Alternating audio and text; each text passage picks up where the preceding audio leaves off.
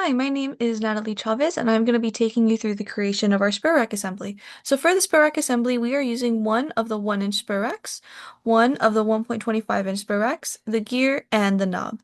So the first step is we created a circular sketch about the origin and concentrically mated this to the gear. And this serves to anchor the gear and prohibit any unwanted vertical movement of the gear. Then we create width mates between the gear and each of the two spur racks, and this is to ensure that the gear stays along the line of the spur rack when it is in motion.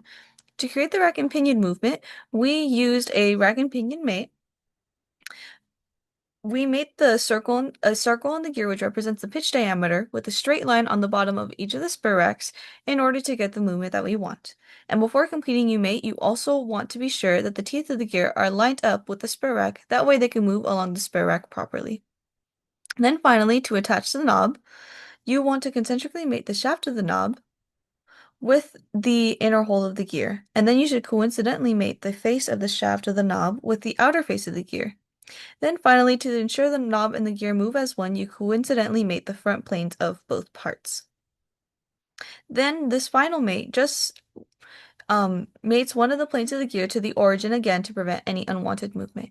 And so if all of your mates are done properly, the gear should move like this, moving both spur racks simultaneously and staying within the bumps of the spur racks. And then this is a look at all of the mates that we use.